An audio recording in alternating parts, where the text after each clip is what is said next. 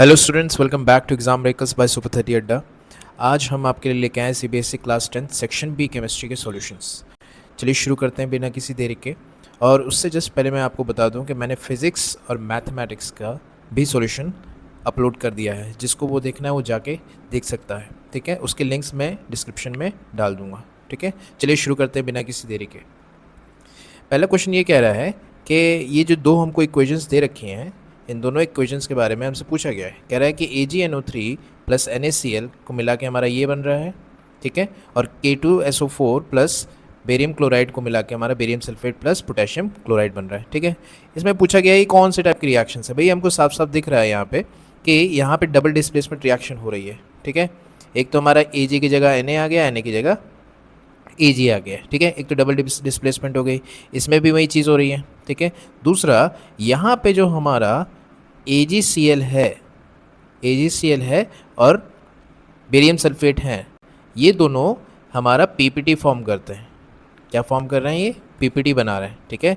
तो ये दोनों रिएक्शंस में PPT भी बन रहे हैं और डबल डिस्प्लेसमेंट रिएक्शन हो रही है। तो इसका हमारा ऑप्शन हो जाएगा ऑप्शन सी, ठीक है। It is both double displacement reaction and precipitation reactions, ठीक है।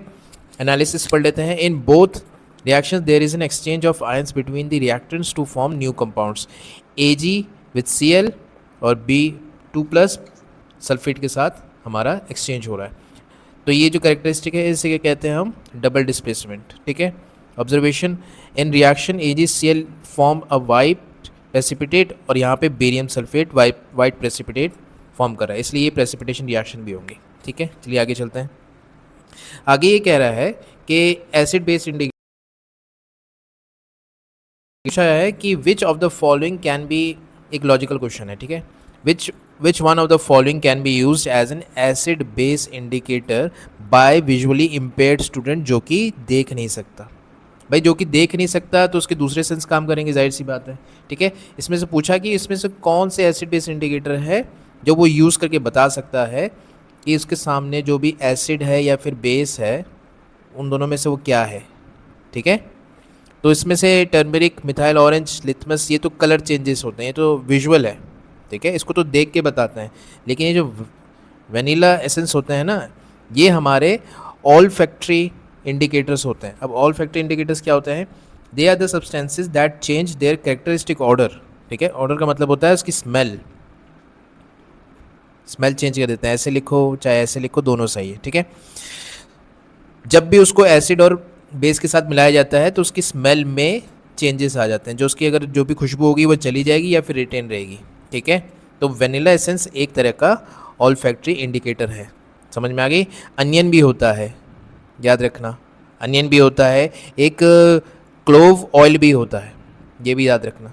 और ज़्यादातर ऑल फैक्ट्री इंडिकेटर्स जो होते हैं वो तुम्हारा जब भी हम एसिड में डालते हैं ना, एसिड में जब भी डाला जाता है इनको, तो इनकी जो स्मेल है वो परसिस्ट रहती है। परसिस्ट का मतलब है कि वो बनी रहती है। लेकिन जैसे ही हम वो चीज़ बेस में डाल देते हैं, क्या कर देते हैं, बेस में डाल देते हैं, तो क्या हो जाता है, इनका जो खुशबू है या ओडर है ये क्या हो जाता है, फेड हो जाता है, ठीक है। याद रखना, एसिड में डाल रखोगे तो इनकी स्मेल या फिर ओडर जो है वो परसिस्ट रहेगी, बनी रहेगी। लेकिन जैसे ही हम बेस में डालते हैं तो क्या हो जाता है, गायब हो जाती है। तो इसको हमको तुरंत पता चल जाएगा कि ये सामने वाला एसिड है कि बेस है, ठीक है। आगे ये कह रहा है कि भाई the gases evolve on heating lead nitrate crystals. Lead nitrate का मतलब होता है ये हमारा वाइट कलर का क्रिस्टल होता है, सॉलिड क्रिस्टल। इसको जब हम गर्म करते हैं तो हमारा लेड मोनोक्साइड बनता है। ये है हमारा येलो कलर का, ठीक है। ये हमारा बनता है रेडिश ब्राउन कलर का, ठीक। तो ये पूछा गया है कि इसमें से कौन होगा। इसमें से हमारा जब भी हम लेड नाइट्रेट, जो वाइट सॉलिड क्रिस्टल्स होते हैं, उसको जब हम गर्म करते हैं तो हमारा लेड मोनोक्साइड, नाइट्रोजन डाइऑक्साइड और ऑक्सीजन, ये दो चीज़ें प्रोड्यूस होती है। इसमें ऑप्शन पूछा गया क्या क्या होगा, तो इसका ऑप्शन होगा डी, ठीक है। नाइट्रोजन डाइऑक्साइड बनेगी जो कि रेडिश ब्राउन या फिर ब्राउन गैस होती है, और दूसरा ऑक्सीजन, ठीक है। आगे इसमें से फंक्शनल ग्रुप पूछा गया है एल्डिहाइड, ठीक है। हमारा ये वाला जो ग्रुप होता है ये हमारा कार्बोक्सिलिक ग्रुप होता है। ये वाला ग्रुप होता है, इसे हम कहते हैं कीटोन ग्रुप। क्या कहते हैं? कीटोन ग्रुप होता है। ये मेरा अल्कोहल होता है। जो हमारा एल्डिहाइड है वो हमारा ये है, ठीक है, CHO। तो हमारा ऑप्शन क्या हो जाएगा? बी। आगे, अब आगे कह रहा है कि इसमें से कौन सा पुअर कंडक्टर ऑफ इलेक्ट्रिसिटी है, कौन सा पुअर कंडक्टर ऑफ इलेक्ट्रिसिटी है। ठीक है, हमारा कॉपर, एल्यूमिनियम और सिल्वर, ये तीनों के तीनों गुड कंडक्टर ऑफ इलेक्ट्रिसिटी है। ये जो लेड होता है, lead is a poor conductor. ठीक है, ये पुअर है मेटल, लेकिन इसकी कंडक्टिविटी बहुत कम होती है। ठीक है, जो रेजिस्टिविटी होती है ना, लेड की जो रेजिस्टिविटी होती है वो कॉपर से 10 गुना ज़्यादा होती है, लगभग। ठीक है, 10 टाइम्स ज़्यादा रेजिस्टिविटी होती है, मतलब कि वो ज़्यादा रेजिस्टेंस पैदा करता है, 10 गुना ज़्यादा। ठीक है, इसलिए इसका ऑप्शन क्या हो जाएगा? लेड। ठीक है, फिर आपसे पूछा गया natural sources of oxalic acid, lactic acid और मिथेनोइक एसिड। ठीक है, इसमें से क्या क्या होगा? ये तो भाई आप पढ़ के जाओ, ये तो सीधा एग्जाम्पल्स होना है। ऑक्सैलिक एसिड हमारे टमाटोज़ में मिलते हैं, लैक्टिक एसिड हमारा कर्ड, दही या फिर सावर मिल्क में मिलता है। मिथेनोइक एसिड हमारा एंट स्टिंग्स, मतलब कि चींटियों वगैरह में जब चींटी जब काटती है तो वो एक एसिड सिक्रीट करती है, जो मिथेनोइक एसिड होता है। ठीक है, और हमारा मैं बता दूं, ऑक्सैलिक एसिड जो होता है उसका केमिकल फॉर्मूला होता है COOH। ठीक है, आपका काम ये होगा कमेंट सेक्शन में आप इसका मुझे केमिकल नाम बताएंगे, क्या होगा इसका नाम, मुझे कमेंट सेक्शन में बताएं। ठीक है, कमेंट सेक्शन में इसका IUPAC नेम मुझे बताइए क्या होगा। ठीक है, दूसरा लैक्टिक एसिड जो होता है इसका फॉर्मूला होता है C3H6O3। ठीक है, और इसमें क्या होता है, इसमें 2 ग्रुप्स होते हैं। ठीक है, इसमें हाइड्रोक्सिलिक ग्रुप होता है और कार्बोक्सिलिक ग्रुप दोनों होता है। खैर ये तो मैंने आपको एक्स्ट्रा इन्फॉर्मेशन दी है, लेकिन आप कमेंट सेक्शन में ये ज़रूर बताइएगा ऑक्सैलिक एसिड जो ये है, अगर आप इसका IUPAC नेम बता सकते हैं तो कमेंट सेक्शन में ज़रूर बताइए मुझे। ठीक है, चलिए आगे चलते हैं। आगे कह रहा है कि कमेंट इसमें लिखा है कि when an element x reacts with water it starts floating. ठीक है भाई, प्रोसेस ऑफ एलिमिनेशन से ही तुमको एक बात बताऊँ, फ्लोटिंग जहाँ भी आया तो सबसे पहले पानी में तो आयरन फ्लोट करेगा नहीं, तो इसको तो पहले ही हटा दो, क्योंकि इसकी तो डेंसिटी ज़्यादा है, उसको तो हटा ही दो बाकी सब चीज़ें। ठीक है, दूसरा कह रहा है कि आइडेंटिफाई द केमिकल, देखो पोटेशियम, सोडियम, कैल्शियम। ठीक है, जब भी पानी के साथ हम डालेंगे तो वो तीनों के तीनों रिएक्ट करेंगे। ठीक है, इसमें पूछा है कि फ्लोट कौन करेगा। ठीक है, क्या पूछा है? फ्लोट कौन करेगा। तो फ्लोट कौन करेगा इसमें पूछा, when calcium reacts with water the reaction is less violent. ठीक है, जब भी पोटेशियम और सोडियम को हम रिएक्ट कराते हैं बहुत ज़्यादा वायलेंट रिएक्शन होता है। ठीक है, बहुत ज़्यादा वायलेंट रिएक्शन और एक्सोथर्मिक रिएक्शन होता है इन दोनों को। जैसे पानी में डालोगे ना एकदम ब्लास्ट सा हो जाएगा, बहुत ज़्यादा गर्मी बहुत निकलती है। कैल्शियम भी होता है लेकिन ये लेस वायलेंट होता है। ठीक है, तो क्या होता है कि जब भी हम इसको पानी में डालेंगे तो ये पानी में फ्लोट करेगा, ये वाला। ठीक है, ये वाला पानी में फ्लोट करेगा। चलिए आते हैं अगले क्वेश्चन पे, क्वेश्चन नंबर 24, जो कि कह रहा है कि carbon shares its valence electrons with other atoms of carbon और with other atoms of other element. ठीक है, कार्बन के पास 1 2 3 4 इलेक्ट्रॉन्स होते हैं शेयर करने के लिए। ठीक है, वो चाहे अपने ही कार्बन एक चेन बना ले। ठीक है, कार्बन के साथ वो तो उसका कैटिनेशन होता है। ठीक है, लॉन्ग चेन बनाता है, या तो फिर किसी दूसरे एलिमेंट के साथ भी वो फॉर्म करता है। ठीक है, तो जैसे मैं CH4 ले लूँ। ठीक है, मीथेन, तो उसने 4 अदर एलिमेंट के एटम्स के साथ एक बॉन्ड शेयर किया है। ठीक है, अपने इलेक्ट्रॉन शेयर किए, ये तो सही है। रीज़न कह रहा है कि the shared electrons belong to the outermost shell, हाँ आउटर मोस्ट शेल सही है, of the atoms lead to both attaining the noble gas configuration. Noble gas का मतलब होता है ऑक्टेट कंप्लीट कर लेते हैं।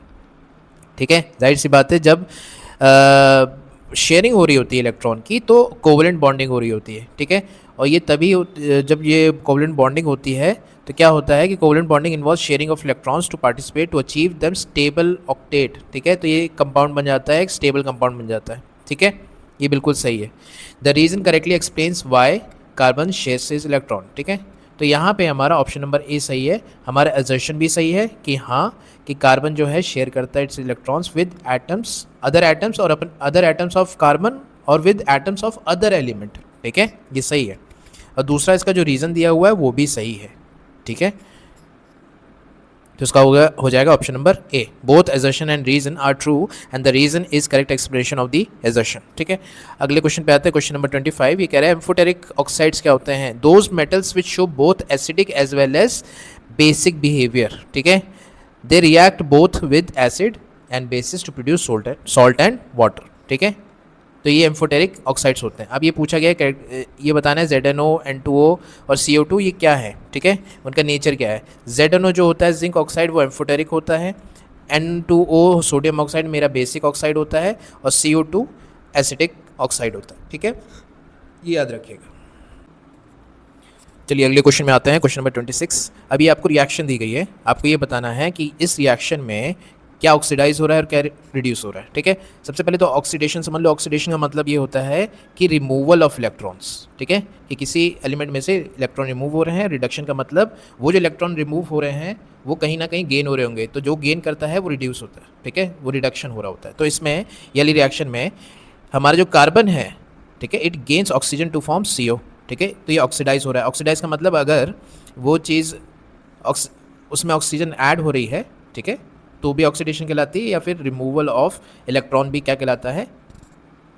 ऑक्सीडेशन। ठीक है, फिर लिखा है दूसरा जिंक ऑक्साइड। जिंक ऑक्साइड क्या होता है? It loses oxygen to form Zn। ठीक है, यहाँ पे देखो ये मेरा रिडक्शन हो रहा है और यहाँ मेरा ऑक्सीडेशन हो रहा है। रिडक्शन का मतलब इसने ऑक्सीजन इसमें से रिमूव हो गया और इसमें ऑक्सीजन ऐड हो गया। ठीक है, एक डेफिनेशन ये होती है। एक डेफिनेशन और होती है, अगर ऑक्सीडेशन में अगर कोई एलिमेंट कोई इलेक्ट्रॉन लूज कर रहा है, ठीक है, इलेक्ट्रॉन्स लूज भी हो रहे हैं तो भी वो हम ऑक्सीडेशन कहलाते हैं, और जहाँ इलेक्ट्रॉन गेन हो रहे हैं उसे हम रिडक्शन कहते हैं। ठीक है, अभी आपको बैलेंस करनी है। बहुत आसान इक्वेशन है, इसमें कुछ बताने वाला तो है नहीं भाई। यहाँ पे नाइट्रेट है, ये 2 है, यहाँ पे नाइट्रेट है, ये 1 है। दोनों को बैलेंस कर दो। ठीक है, इन दोनों को बैलेंस कर दो। इसको बैलेंस करेंगे, ये नाइट्रेट हमारा 2 है, इस नाइट्रेट को 2 करने के लिए यहाँ 2 लगाना पड़ेगा। ठीक है, ये हमारा जो पोटेशियम के ये 2 हो गया तो उसके लिए मुझे यहाँ 2 लगाना पड़ेगा। इसकी वजह से ये I जो है वो 2 है, यहाँ तो ये पहले से ही 2 है। ठीक है, इसमें देखो कुछ बताने की ज़रूरत है नहीं। ठीक है, बहुत आसान है ये तो। बैलेंसिंग केवल तुम्हारे उस पर है, प्रैक्टिस पे। ठीक है, आगे 1 एग्जाम्पल ऑफ इलेक्ट्रोलिटिक डिकम्पोजिशन और डिकम्पोजिशन बाय सनलाइट। ठीक है, ये एग्जाम्पल है भाई बहुत ज़्यादा कॉमन।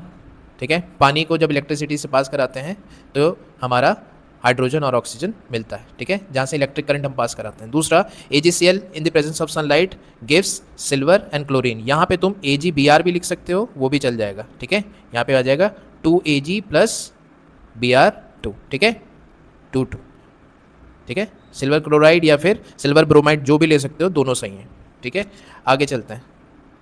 आगे कह रहा है explain chlor alkali process with chemical equation. भाई ये केमिकल इक्वेशन है। Name the products formed at cathode and anode. ठीक है, क्लोर एल्कली का मतलब होता है, क्लोर से हमारा होता है क्लोरीन। ठीक है, और एल्कली से मतलब तुम्हारा होता है एल्कली। ठीक है, एक ऐसा प्रोसेस जिसमें हमारा क्लोरीन और एक एल्कली बन रहा हो तो वो क्लोर एल्कली प्रोसेस कहलाएगा। ठीक है, जैसे इक्वेशन दे रखी है NaCl और तुम्हारा पानी के साथ जब भी रिएक्ट कराएंगे, ठीक है, तो हमारा एक एल्कली क्लोरीन और हाइड्रोजन गैस रिलीज हो रही होगी। ठीक है, when the electricity is pass through the aqueous solution of sodium chloride. Aqueous solution of sodium chloride को हम ब्राइन कहते हैं, याद रखिएगा। ब्राइन जो होता है वो नमकीन पानी होता है, उसे कहते हैं। ठीक है, ब्राइन जहाँ भी आप पढ़ेंगे उसका मतलब होता है NaCl एक्वस सॉल्यूशन में। ठीक है, it decomposes to form sodium hydroxide chlorine and oxygen. ठीक है, ये 2 चीज़ें बन रही हैं, इसलिए ये क्लोर एल्कली रिएक्शन है। कैथोड पे क्या होगा? कैथोड पे हमारा होगा हाइड्रोजन और एनोड पे हमारा क्या होगा? क्लोरीन। ठीक है, मैं बताऊं बच्चों को कन्फ्यूजन होती है कटायन एनायन एनोड कैनोड में, कैथोड में, सॉरी। वो कह रहा है कि पॉजिटिव और नेगेटिव में। मैं याद करने का एक तरीका बता देता हूँ। ये आपको लग रहा होगा ये क्या है, लेकिन मैं सही बता रहा हूँ। कटायन और एनायन आज भी बच्चों को कन्फ्यूजन है कि पॉजिटिव क्या होता है, नेगेटिव क्या होता है।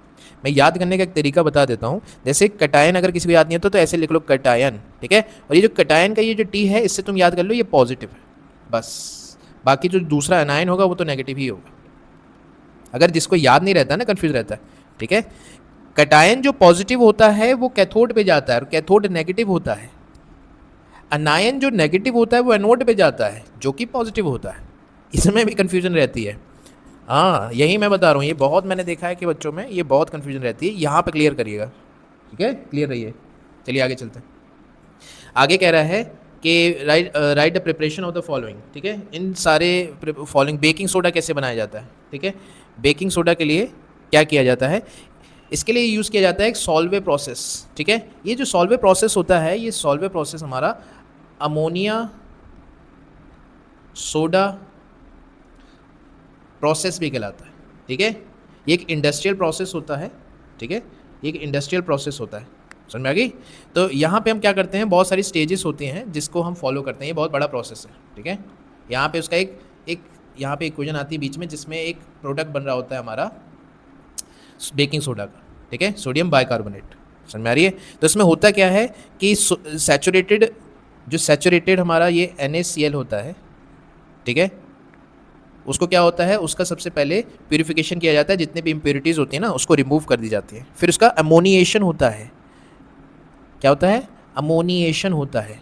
अब अमोनिएशन का मतलब ये होता है कि ये जो NH3 है, अमोनिया है, ठीक है, is dissolved into the pure brine solution. ये जो ब्राइन सॉल्यूशन है, ब्राइन सॉल्यूशन अभी मैंने बताया ये NaCl एक्वा सॉल्यूशन, ठीक है, NaCl का एक्वा सॉल्यूशन। तो एक अमोनिया टावर होता है सॉल्वे प्रोसेस में, बहुत बड़ा है, ठीक है, एक अमोनिया टावर होता है, उसमें डिजॉल्व किया जाता है, ठीक है, ये चीज़ है, ठीक है। फिर उसके बाद कार्बोनेशन होता है, CO2 मिलाया जाता है, क्या करते हैं, कार्बोनेशन होता है। फिर हमारा उस प्रोसेस में हमारा ये दो चीज़ें, ठीक है, मिलती हैं।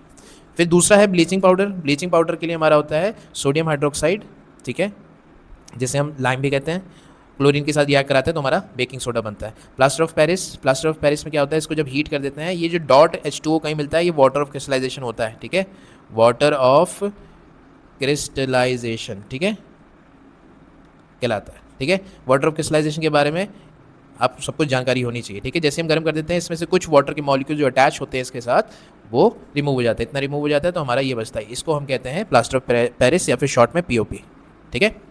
चलो आगे कह रहा है कि आपको मेटल्स के ओर्स के बारे में यहाँ पे एक पैराग्राफ लिखा हुआ है, ठीक है, उसके ऊपर एक क्वेश्चन पूछा गया है, ठीक है।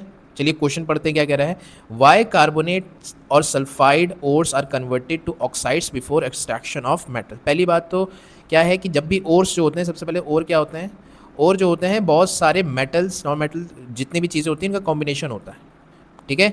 अगर वो आयरन ओर कहलाया जा रहा है तो उसका मतलब ये है कि ओर में जितनी भी अलग सब्सटेंस, जितने भी तरह के सब्सटेंसेज हैं, उसमें जितने भी एलिमेंट हैं, उसमें आयरन की जो कंपोजिशन है वो सबसे मैक्सिमम है, वो सबसे ज़्यादा है, इसलिए वो आयरन कोर कहलाता है, ठीक है। चलिए आते हैं क्वेश्चन पे, कह रहे हैं कि कार्बोनेट ओर्स को सबसे पहले ऑक्साइड में क्यों किया जाता है, ठीक है। It is much easier to reduce metal oxide to the free metal than it is to reduce metal carbonates और सल्फाइड्स, ठीक है। मेटल ऑक्साइड को रिड्यूस करना ज़्यादा आसान होता है रादर देन मेटल कार्बोनेट्स और सल्फाइड्स को। और हमारे पास एक और फ़ायदा ये होता है कि जब भी हम ये चीज़ कर रहे होते हैं मेटल ऑक्साइड में, तो जो इम्प्योरिटीज़ भी होती है ना उसमें, वो रिमूव हो जाती हैं, इम्प्योरिटीज़ भी क्या हो जाती हैं, रिमूव हो जाती है, ठीक है। फिर दूसरा क्वेश्चन ये कह रहा है कि write a reaction in which aluminium is used as a reducing agent to obtain metal from its oxide. एक होता है ये थर्माइट प्रोसेस देखा ही होगा ना आप लोगों ने, बहुत आप जब आयरन के काम जब देखते हैं ना, वहाँ लोहे की दुकान पे जाते हैं, वहाँ पे वो लेके बैठे रहते हैं ना, जो दो एंगल्स को जोड़ रहे होते हैं, ठीक है, तो वहाँ पे ये थर्माइट प्रोसेस लग रहा होता है, ठीक है। ये तुम्हारा एल्यूमिनियम एक रिड्यूसिंग एजेंट की तरह काम कर रहा है, ठीक है। रिड्यूसिंग एजेंट का मतलब यहाँ से इसमें से क्या हो गया, ऑक्सीजन क्या कर दिया, रिमूव कर दिया, ठीक है। ऑक्सीजन जब रिमूव हो जाता है तो वो रिड्यूस हो जाता है, ऑक्सीजन जब ऐड हो जाता है तो वो ऑक्सीडाइज हो जाता है। तो रिड्यूसिंग एजेंट भी होता है ना, ये भी समझ लो, रिड्यूसिंग एजेंट जो होता है वो किसी और को ऑक्सीडाइज होने में क्या करता है, सॉरी रिड्यूस होने में क्या करता है, मदद करता है, और खुद क्या हो जाता है, खुद ऑक्सीडाइज हो जाता है, ठीक है।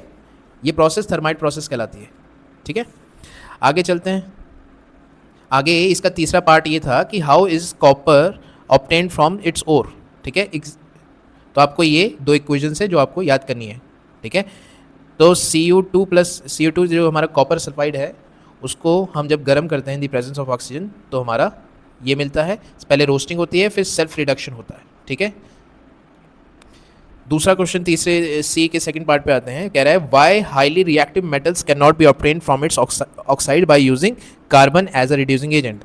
Highly reactive metals like Na, Mg, Al, sodium, magnesium, aluminium have higher affinity for oxygen than carbon does, ठीक है। भाई हम किसी को गर्म करेंगे मेटल को तो वो ऑक्सीजन से पहले रिएक्ट कर जाएगा कार्बन से करने से पहले, ठीक है, इसलिए हम उसको नहीं यूज़ कर सकते।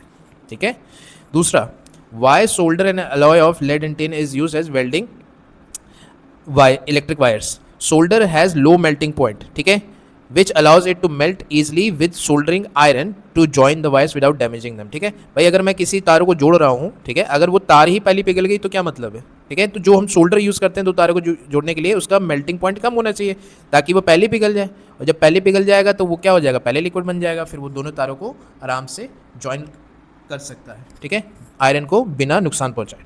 ठीक है, मान लो हम आयरन ही सोल्डर यूज़ करते तो क्या फ़ायदा ही था, वो तो सब कुछ पिघला देता है ना। चलो आगे चलते हैं। Covalent compounds are poor conductor of electricity, क्योंकि उनके पास कोई फ्री आयन नहीं होता है, या चार्ज पार्टिकल नहीं होता, कोई फ्री नहीं होता, सब शेयरिंग में लगे रहते हैं एक दूसरे के साथ, इसलिए। ठीक है, दूसरा, soap does not form lather in hard water, क्योंकि हार्ड वाटर में क्या होता है, कैल्शियम और मैग्नीशियम के सॉल्ट्स होते हैं जो कि सोप के साथ मिलके एक इनसॉल्यूबल प्रेसिपिटेट बना देते हैं जिसे हम स्कम कहते हैं। ठीक है, और उससे लेदर जो झाग कहते हैं वो नहीं बन पाती। ठीक है, carbon shows catenation but silicon does not. Catenation एक ऐसा प्रोसेस होता है जिसमें क्या होता है कि कार्बन एक लॉन्ग चेन बनाता रहता है, उसकी जितना चाहे वो उतनी लंबी चेन अपने एटम अपने साथ बना सकता है। ठीक है, कार्बन की चाहे जितनी लंबी चेन बनते हैं वो बनाता जाएगा। ठीक है, the C bond, carbon carbon bond is very strong and stable due to carbon small size, while the silicon shows catenation up to 7 से 8 एटम तक ही वो कैटिनेशन शो करेगा, उसके बाद नहीं करता क्योंकि इसके जो बॉन्ड है बहुत ज़्यादा वीक और रिएक्टिव होता है। ठीक है, आगे, oxidation of ethanol by acidified Kr2C2O7। ठीक है, पोटेशियम डाइक्रोमेट, तो इसको हम यूज़ करेंगे, उस दोनों को हीट करेंगे तो हमारा इथेनोइक एसिड मिलता है। ठीक है, आगे, हाइड्रोजनेशन ऑफ इथीन। हाइड्रोजनेशन का मतलब होता है कि किसी में भी हम हाइड्रोजन ऐड करते हैं। फिर एक होता है डीहाइड्रोजनेशन, उसमें क्या होता है, हम हाइड्रोजन रिमूव कर रहे होते हैं। समझ में आ गई।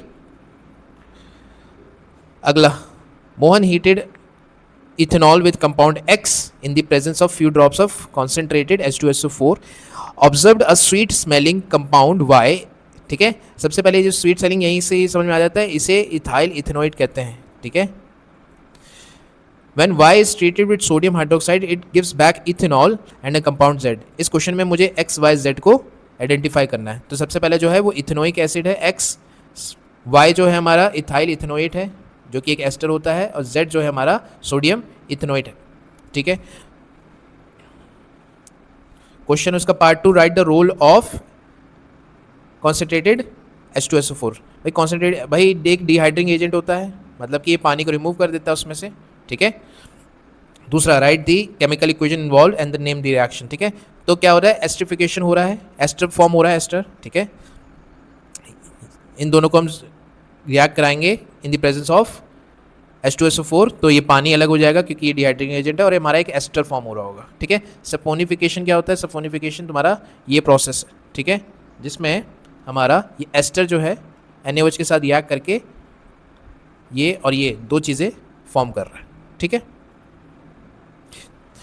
तो हमारा जो सॉल्यूशन है वो कंप्लीट हो चुका है। अगर आपको कोई भी क्वेश्चन में तकलीफ है, प्रॉब्लम है, आप कमेंट सेक्शन में हमको ज़रूर बताइए। ठीक है, मैं जितनी जल्दी कोशिश कर सकता हूँ उतनी जल्दी बताने की, क्योंकि हमारे पास बिल्कुल समय नहीं है।